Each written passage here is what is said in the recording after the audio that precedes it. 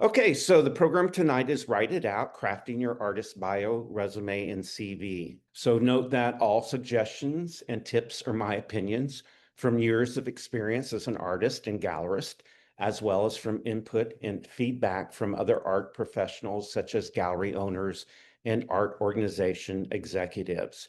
And as we all know, there is no one way to do anything, so you may choose to do things in a different way if you feel that they are best for you and your particular situation. So this evening, we will delve into the nuances of a well-crafted resume tailored specifically for artists and explore the essential elements that can create a professional narrative and elevate your career in a competitive art industry. So in this dynamic art world where creativity is currency and expression is paramount, the need for a well-constructed bio, resume, and CV is often underestimated. So let's talk about artist bios first, and then we'll get into the resume and CV. An artist bio provides a narrative overview of your artistic journey from the early influences that shaped your creative vision to the current themes and techniques defining your work. An artist bio allows readers to connect with the artists behind the creations. They are used on your website, in your professional package, as part of a catalog for an exhibition, in publicity and printed programs, and other promotional materials. So you can see that your artist bio can be used in a lot of different ways and not just on your website. So it's important to have your artist bio. Also, I've applied to like juried exhibitions, and sometimes they'll ask for your artist bio and they'll ask for a short version, for their website. So, or if you're doing something that's going to be printed, they may want a shortened version. So one thing that I've done is I have a long version of my bio and then a shortened version. And then that way I already am prepared if somebody asks for the shortened version. Your biography should be a brief statement of who you are as a person and as an artist. You can describe where you are from, any relevant education, training, or experience you've had, something unique about yourself, and your current work and goals. Okay.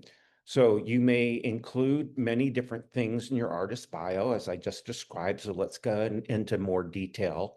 You may include key influences in your life and your artist career.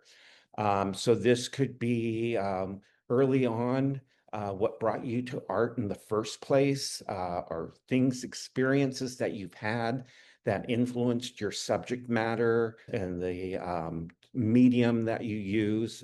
You can talk about those key influences.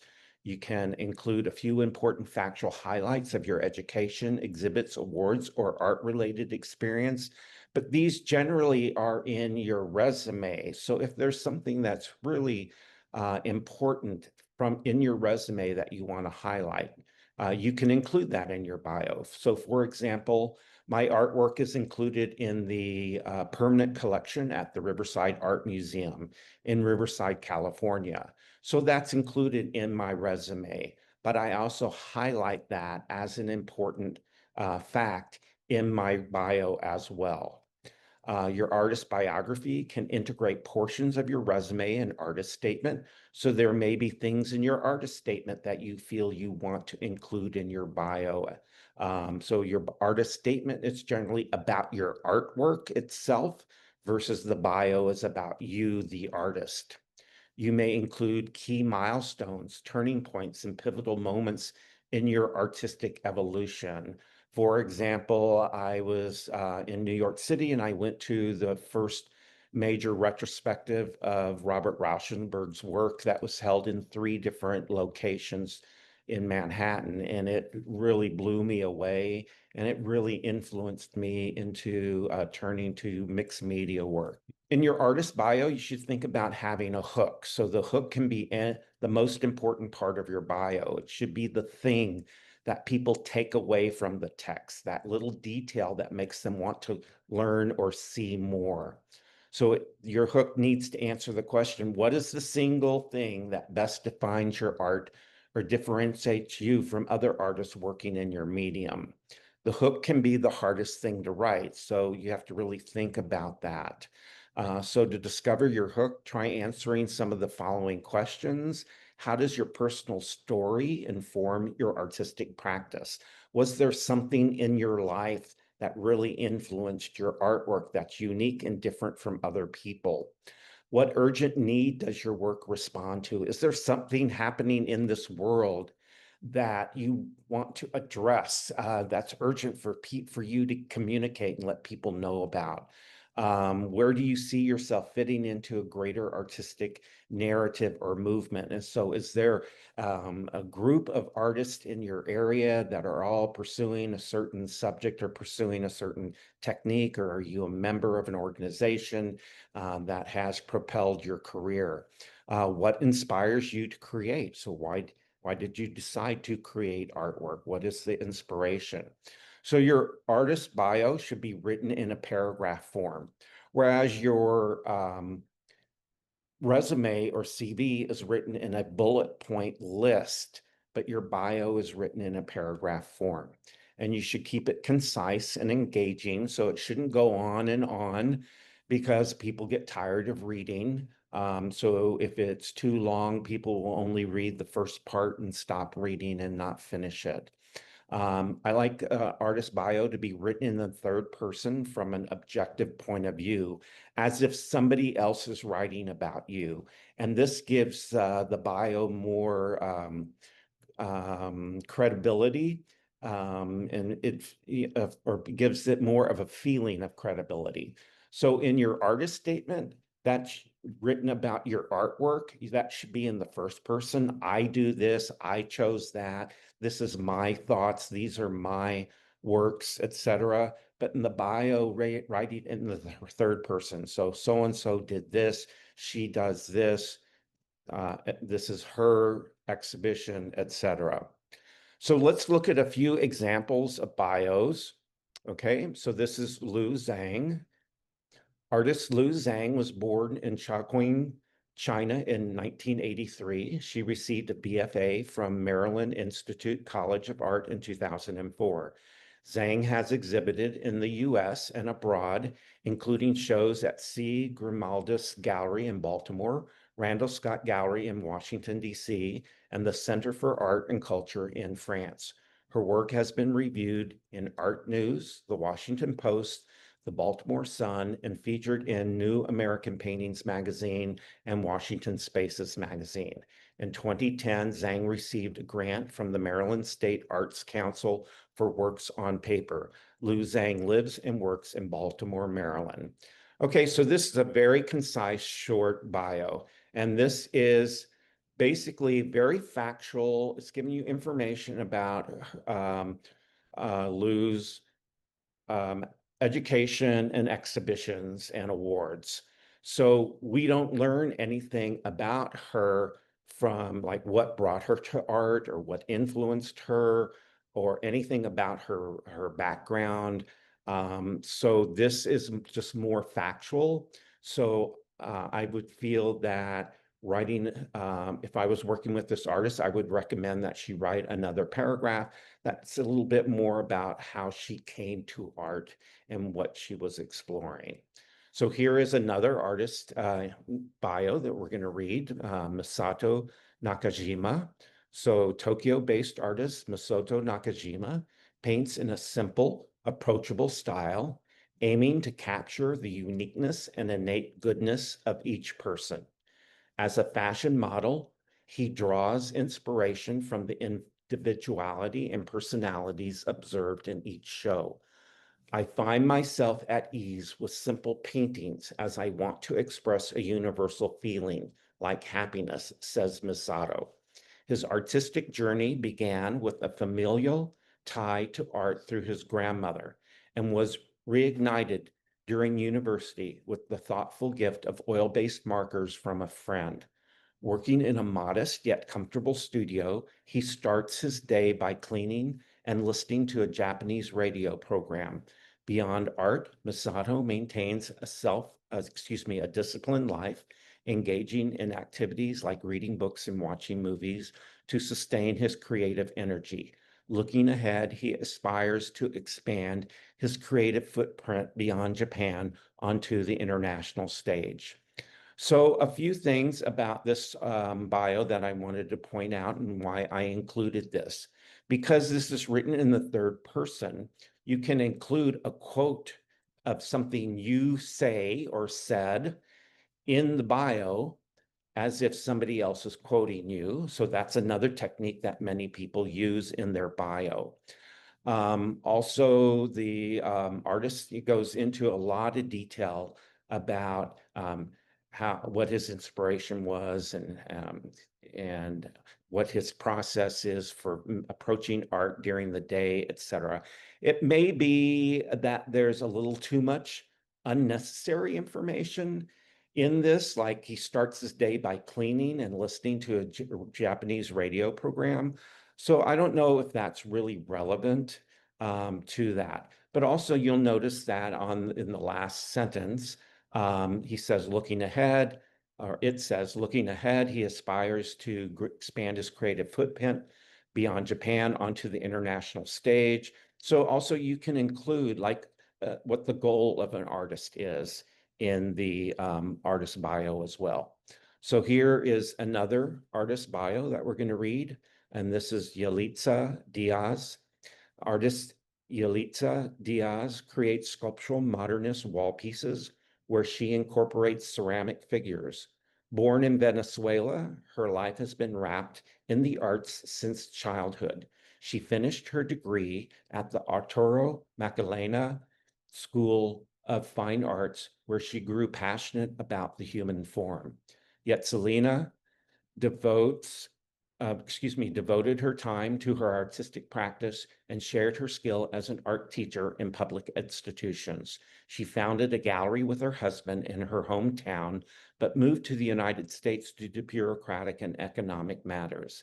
Since then, she has explored human existentialism and the political and social developments of her native country. My artwork represents the search for peace and emotional balance that we all desire in life, shares Itzalitza. So that sentence was not in quotation marks in her original, and so this should have quotation marks. She retains a workspace in Venezuela, but mainly works at her studio in South Carolina, where she has complete freedom to develop her art. Yet Selena's work has been awarded and recognized by national and international juries. She has also proudly designed the town seal for her native municipality in Venezuela. So this gives us a lot of information about her as a person and as an artist, where she was born, how she came to art, her education. She talks about her hometown and her move to the United States, what she explores in her art briefly, and what she has where she lives, and just mentions that she's been awarded and recognized by national and international juries. So this is, I think, is the best bio that we've read so far of the three.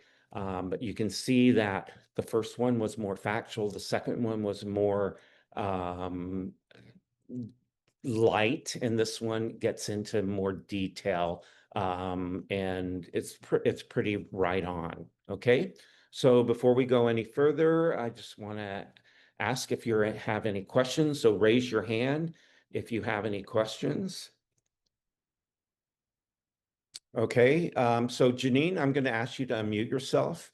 And did you feel that there were really good parts of the artist bios that we read that you thought you might incorporate into your own bio? Well, I was listening attentively, so I was thinking, I'm really glad I'm going to get a copy of this in print because I Okay, was taking notes it's because overwhelming. Yeah. well, no, that because there's so much. So first of all, to take the total communication and Okay. what's in it that I thought was um, the most powerful. Okay. But yes, really doing the like, and I was looking for like what was um, their hook, what that was. and seeing how they were utilizing that. Okay. So have you thought about what your hook might be? Um, yes, I have. Okay. You want to share that with us? If I don't want to bore you, but yes, it's a um, and this is funny coming from someone whose background before all this was marketing and advertising with some really major brands that you know, and that was my job was uncovering the strategic hook. But when I Mhm. do it for myself, I find it much harder to do it for myself. Uh, Mhm. but what brought me to art was uh, a severe physical disability. Okay. And I found that as I was working to recover when I was told it was not recoverable, that this area of neuroscience pointed to creativity as a way to heal and also to get out of pain. I didn't want to take the heavy painkillers they wanted me to. Right. So I was at the time also teaching at UC Berkeley Extension in marketing and advertising, so I could take a free class. And so I took a free art class. And that was the Okay. first time I'd ever done art and had the most amazing teachers who allowed me and found the artist in me, as I say, but that I didn't know I had. So for me, it's the art of resilience because Okay. every So, thing I do it's from that place. And it's um, the best part about that is that it's getting into the flow because mhm. I what I end up with is like the cherry on top because Yeah. it's about the being in the flow. And I About often the will finish and go, experience. Yeah. where did that come from? It's like, Okay, well, that's really a good hook because it's very unique. Not everybody could say that they went through that experience. So something that's unique to you that very few people have experienced that brought you to art. So that's really great. Thank you, Janine, for sharing that. thank you Okay. for asking. Yes, so that's a great hook and a very moving story. And Jen, do you want to unmute yourself and share with us if you felt that the examples that we read were helpful for you? Yeah, actually, they were helpful because I've read a lot. I helped put together some shows, and I've read a lot of bios, and they're Mm, all over the place. yes, yes. And And yeah, no, it's really nice to just have it spelled out. Like for instance, that the statement's first person, the bio's third person. mhm, Um, Also, I think those the demonstrations. I was kind of looking for the hook in all three of them. I do. It does seem like the third one was the best. yes. Um, So yeah. that's one thing I do when I do examples. I have not found the perfect bio, the perfect artist statement. So I do a variety that some have flaws, and it's interesting to be able to point out the flaws. Yeah. Okay. Okay. Okay. And have you thought about what your hook is? Well, the hook I've been using is I'm a landscape painter primarily, and I do plein air completely on my bike. Like I just load up my bike, and so I'm choosing spots. In fact, I even have a plein air group, and we choose spots that are I found on my bike. So, I'm a big bicyclist, so I understand there's this freedom so and independence, right, it's kind and of you like can stop all of a sudden and yeah. set up right then and there. So that's great. Yeah, and it's also just like looking for the beauty where people don't Mhm. think there is any, in suburbia. Yeah. So, Okay, that's great. Okay, thank you, Jen, for sharing that.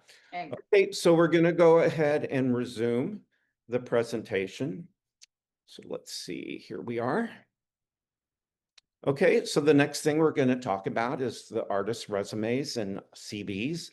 So it is essential to clarify tonight the distinction between a resume and a curriculum vitae, CV. While the terms are often used interchangeably, they serve different purposes and follow distinct formats. So a resume is a concise summary of an individual's education, work experience, skills, and accomplishments. Resumes are typically limited to 1 or 2 pages and emphasize brevity and relevance to a profession. On the other hand, a CV is a comprehensive and detailed document that provides an exhaustive account of an individual's academic and professional history. CVs are particularly common in academia, research, and certain international contexts. Unlike resumes, CVs can be multiple pages long and include extensive information such as publications, presentations, grants, and professional affiliations. So for artists, the choice between a resume and a CV depends upon the context and the industry norms. In the art world, the term CV is often used to refer to a document that combines elements of both a traditional CV and resume.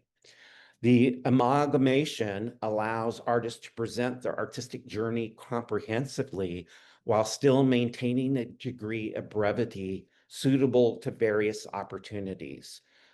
So there's elements in a CV that can be incorporated into a resume, but a CV, as it says, can be multiple pages long, and again, people will stop reading.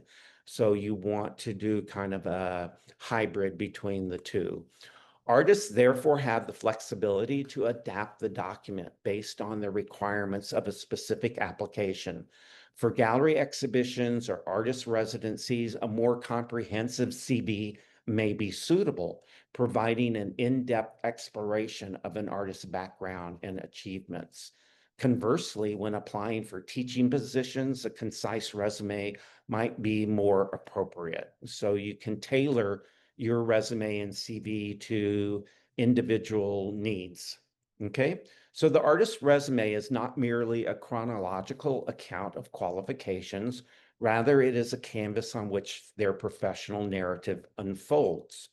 An effective artist's resume is an extension of one's artistic identity. Just as a painting or sculpture conveys a unique perspective, a resume should communicate the artist's skills, experiences, and distinctive voice to potential buyers, collectors, and galleries.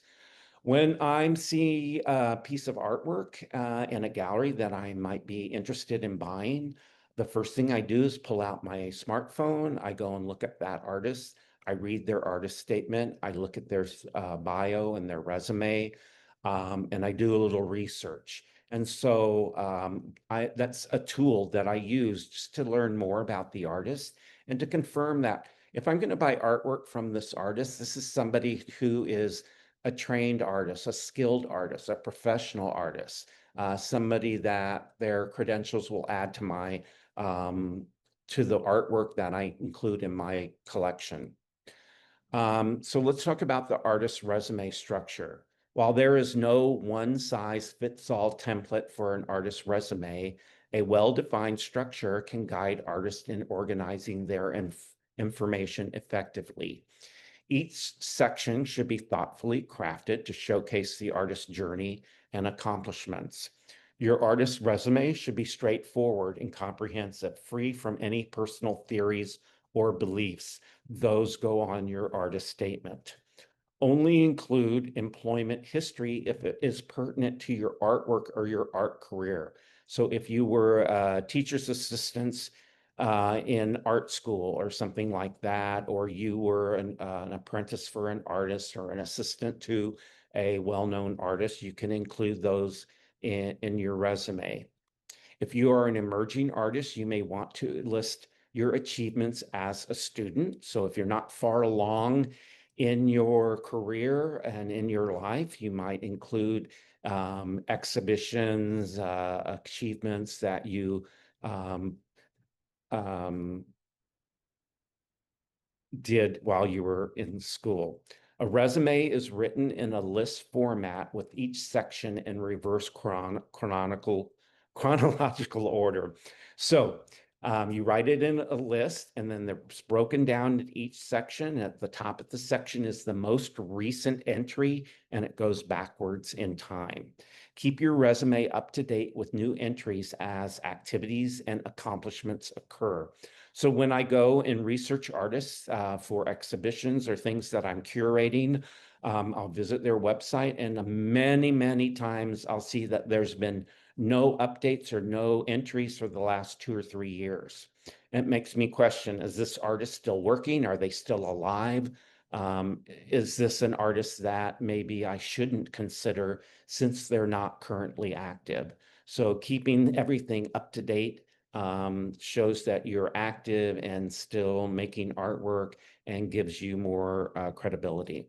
A resume can include headings such as personal, education, exhibition history, collections, residencies, grants, awards, publications, teaching experience, and related experience. So you don't have to use all of these. You can pick and choose which are most appropriate for you.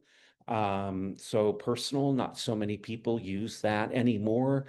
Back in the day when I was in school, that was pretty common to use.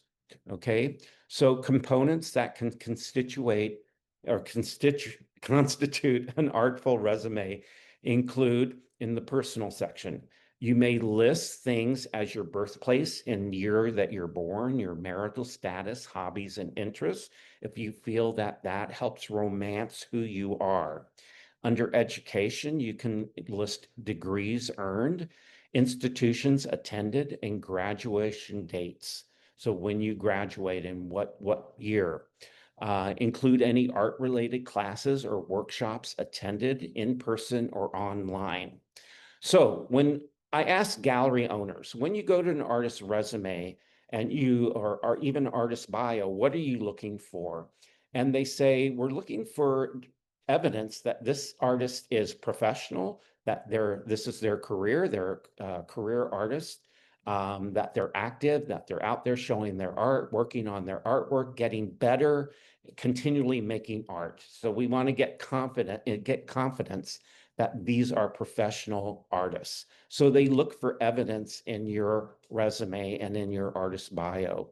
So listing any classes that you've taken or workshops that you've taken, even if they're just a one-day workshop or an online workshop, or any art-related classes that you've taken, show that not only did you maybe get a BFA or a graduate from an art college, but you're continuing to learn and expand your art making skills. So this is important to include.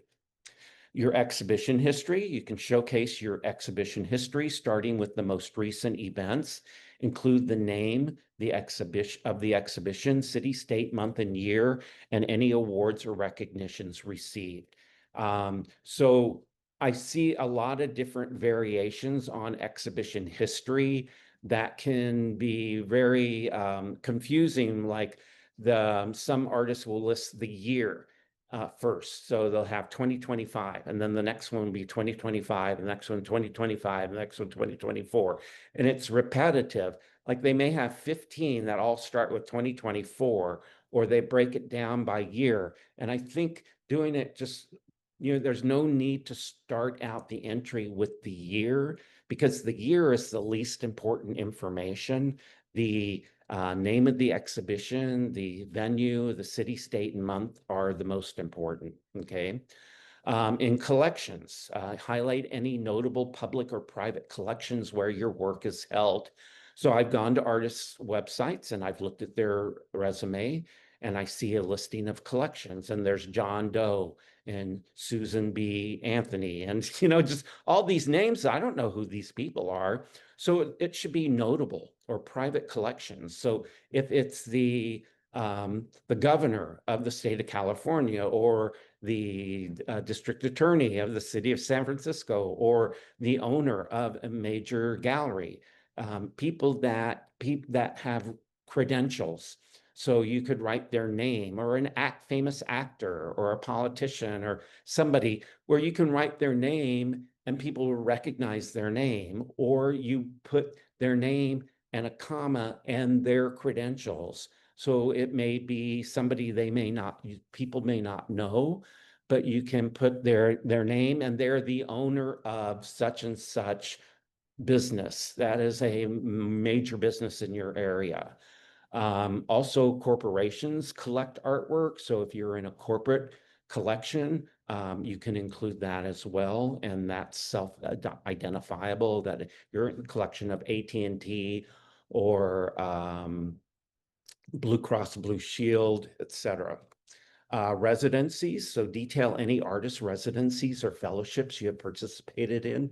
Include residency provider, name, location, and the year.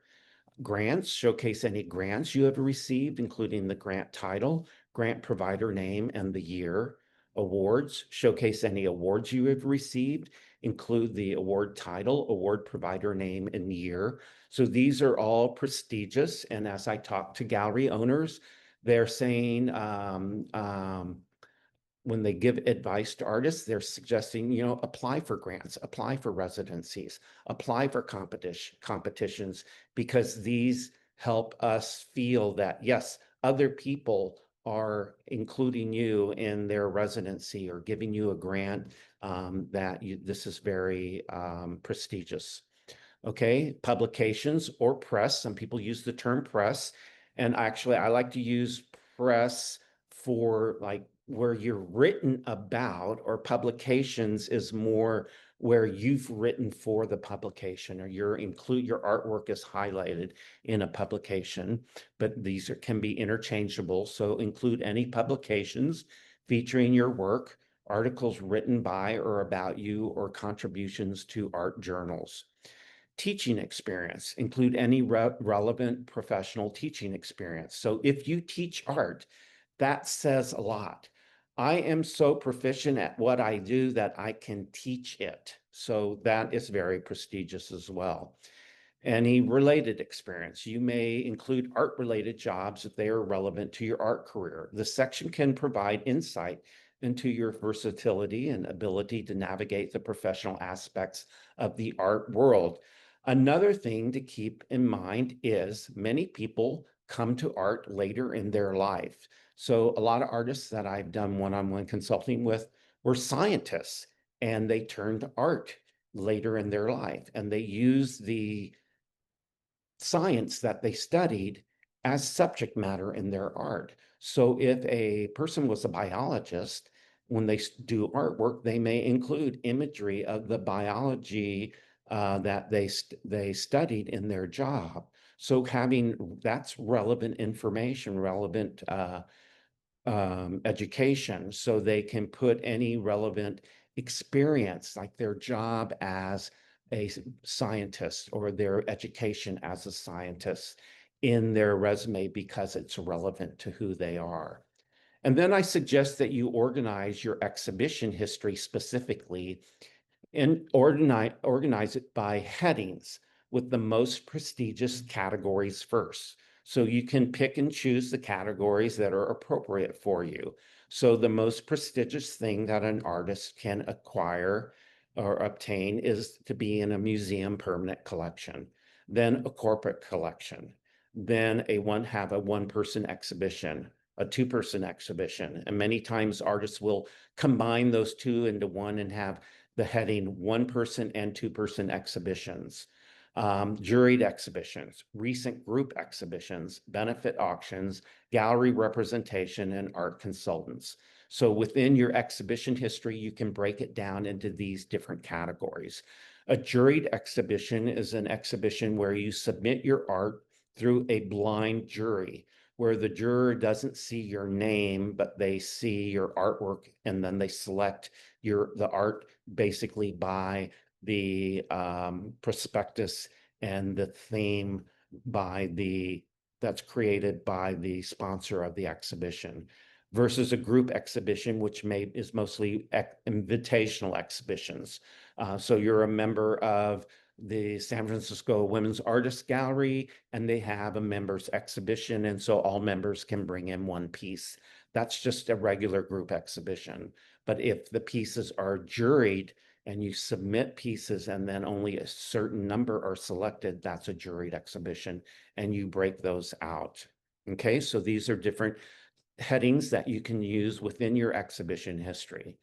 And so with your exhibition history entries, you should use a consistent standard format for each entry. So for example, these are potential or sample entries. Tiny group exhibition. Studio Gallery, San Francisco, California, December 2029.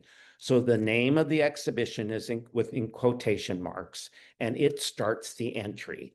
Then a descriptor, group exhibition. What kind of exhibition? Was it a group exhibition? Was it a juried exhibition? Was it a solo exhibition? Studio Gallery, the venue, the city, the state, the month, and the year.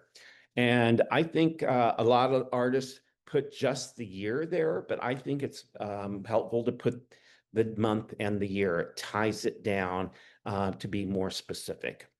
Berkeley Art Center, 2020 Artist Annual Exhibition, Berkeley Art Center, Berkeley, California, January 2020. Now, this is kind of awkward because the word Berkeley is listed 3 times, and the phrase Berkeley Art Center is listed twice.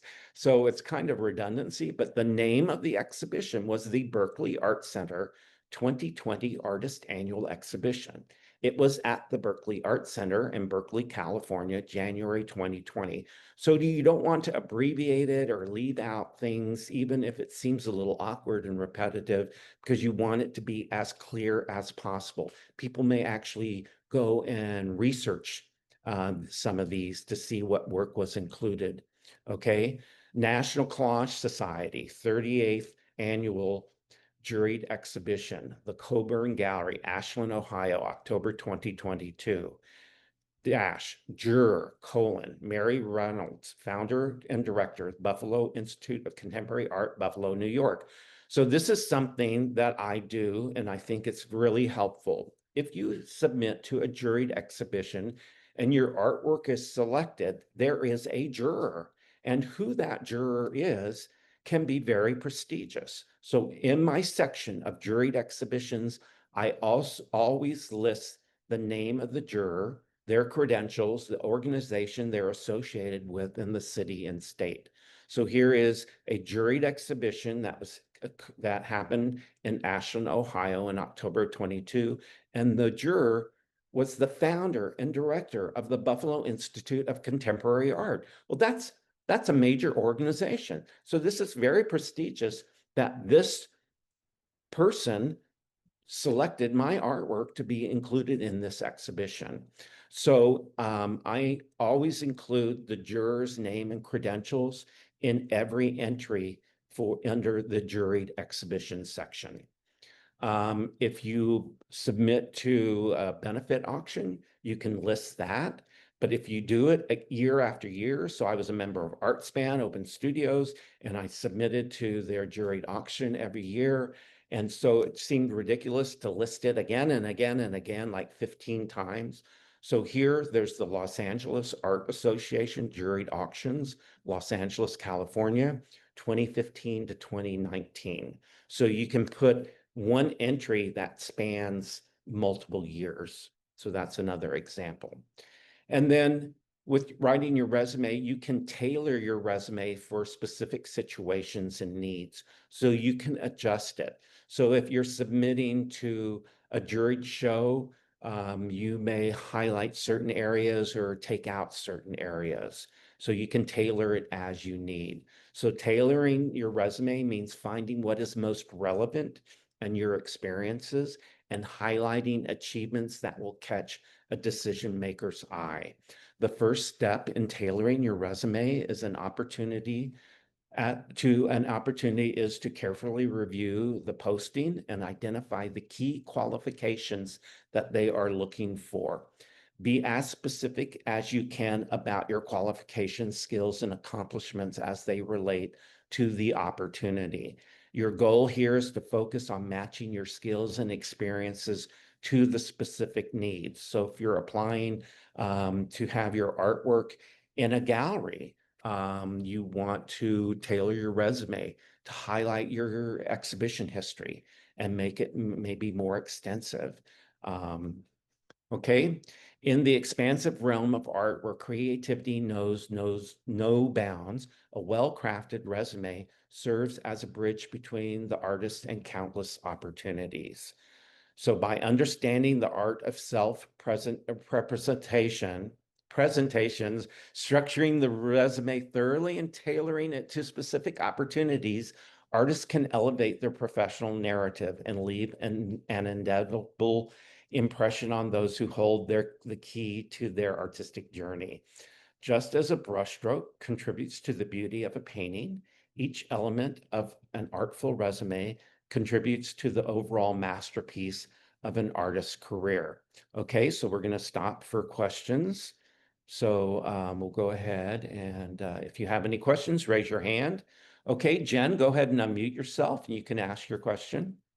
Yeah, I've done a bunch of public art projects. Where would you put that? Because they're not really art shows, you know, like painting small murals and. Okay, but that's also prestigious to have a public art project where your mural or sculpture is in a public place. So you would put that as a separate category, public art. And I would put that probably because it's very different from an exhibition, I would put it before the exhibitions. So if you're going to have museum, permanent collection, and then prominent collections, I would put public art, and then I would put any, solo show, juried show, etc. So I think a public art is very prestigious because it's basically permanent. It will be up there for years to come. Whereas an exhibition, it might only be up for a month or 2 months. Although two of mine, no, three of them were actually window paintings. Okay, well, still, It was for a museum. yeah, especially if it's for a museum, that's even more prestigious. Okay. So all things like that you want to include in your resume. You really think through all the things, all your accomplishments to include in your resume to give you as much credibility as possible. One more question. Sure. What about if you do like commissions, like commission portraits, would you list it or only list it if it's somebody notable? Again, it's like the collections category, only if it's notable people. So it's somebody's that's notable or an organization that's notable. Listing somebody that no one knows just isn't impressive. Okay. Okay. Okay. Okay. Thank you for your questions. Any other questions? Okay, so at this point, one thing I want to do is I want to share screen to an artist's website and look at how this actually looks on somebody's website. So let's go to Beverly Patterson, and here's her website, and she has 3D artwork, and she has a welcome page, which would be her home page, her portfolio page. She has an exhibitions page and a CV and bio page. So let's look at exhibitions. We'll click on that. And here she's broken it down to multiple categories. So she has a section for museum exhibitions. And here she's been in the DeYoung Open in 2023 and treasured stories at the Treasure Island Museum and San Francisco Main Public Library. And here she had an exhibition at the Museum of Craft and Design. So these are very impressive that she had exhibitions in 3 different museums. And then she has juried gallery exhibitions. And here again, she has the name of the exhibition, the venue, the city, state, month and year, and then she lists the jurors. So the juror here is from the Arts and Crafts Cooperative. Here there is Jenna Irwin with the Asian Art Museum of San Francisco. Now, one thing I'm going to critique about her artwork is she doesn't list what position Jenna Irwin has with the Asian Art Museum of San Francisco. Is she a curator? Is she an administrator? Is she an installer? So I think it's helpful to put the credentials of the person as well. And here is Paul Burdenbaugh, the Associate Professor of Art and Art Gallery Director at the Skyline College in San Bruno. So see how these people's names and credentials help make the entry seem more prestigious and more important. Then you are just at a show. This is who juried you in, can be even more important. And then here is group exhibitions, and here's City Art Gallery. There's the Fog Fest. Here's Women Rising, home exhibition at the Drawing Room, San Francisco, California. So she lists her group exhibitions. She's a member of the Art Guild of Pacifica. So this is another thing I didn't mention. This is another thing that you can do is you're a member of an organization and you're in many, many of their exhibitions. Break that out into a separate category. So I was, I was very active with ArtSpan, and I participated with all the ArtSpan exhibitions. So instead of listing those and kind of padding the group exhibition, I broke it out and listed all my ArtSpan exhibitions in one category. And so that makes your group exhibition section more relevant, and it doesn't look like it's the same venue over and over and over again. And then she added a special project. Let's look at her CV and bio. So here's her bio. It's written in the third person with multiple paragraphs.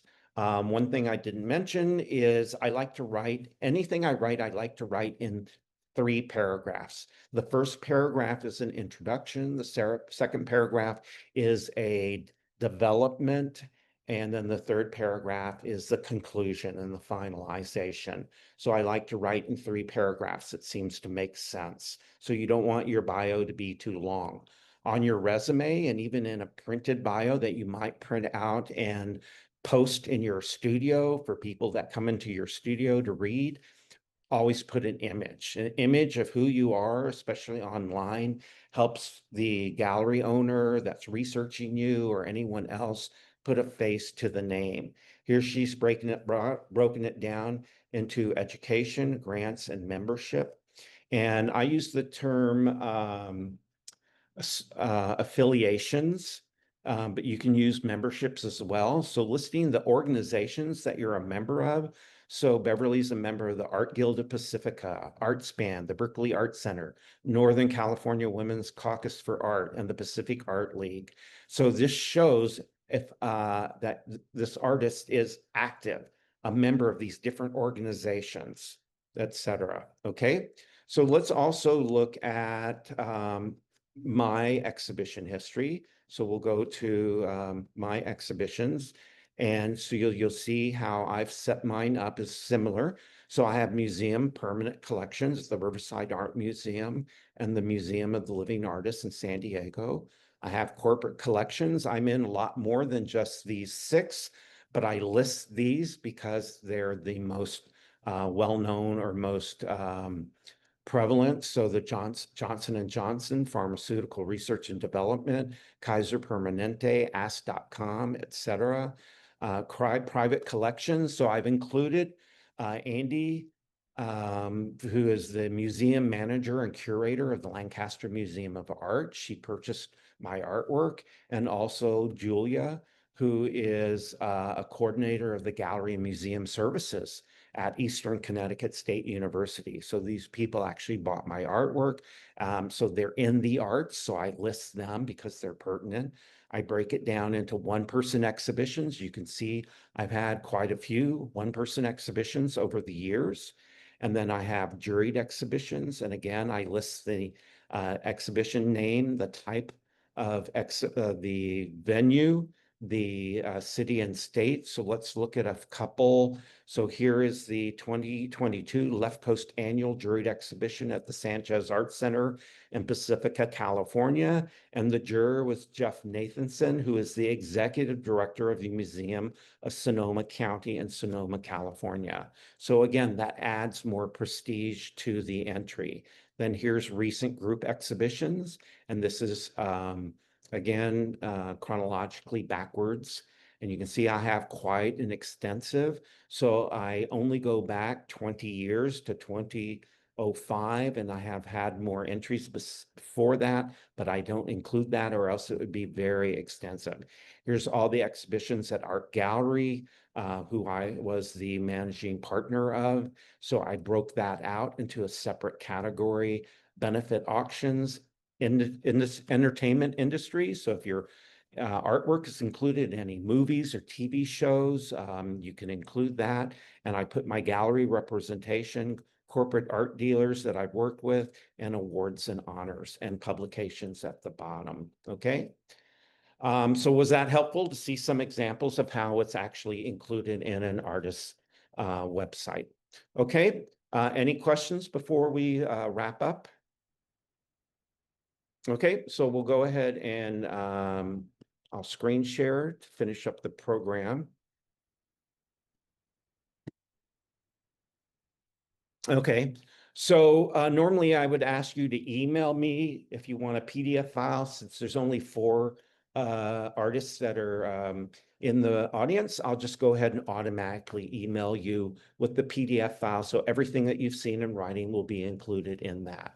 And so I do programs this fall every other Monday. So in October, I'm doing talking about your artwork and approaching art galleries for representation. And that's a 2-hour program because there's a lot of information. And that's probably one of the most valuable programs that I offer because I was a gallery owner. I've had exhibitions in many galleries. I know about 50 gallery owners throughout California and Illinois. And so I have a lot of experience and input from them that I can share with you. And then in November, we have Navigating the Path to Museum Exhibitions. So if you've ever wondered, how do you get into museums? This will explain the process. And then the last program in November is how to apply for artist grants and residencies. I also am hosting portfolio reviews. So I do these twice a year. And in next month in October, on Monday the 13th, I have 3 Chicago art gallery owners that will be meeting with artists. And then you get 3 sequential 15-minute one-on-one sessions, and they'll review your website. So if you're interested in participating in that, let me know and I can share that information. There's still a few spots still left open for that.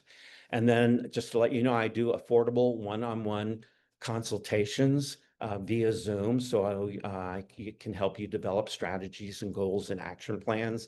And normally I charge $145 for an hour. And so I'm offering a first time $99 special. So if we haven't worked together before, you can sign up for just $99. And if you're a California artist, there's a program called the Quick Grant Program, and they will reimburse you up to $600 to work with consultants, coaches, and mentors for professional development. So if you're interested in applying, it's very quick and easy. The deadline is the 15th of each month.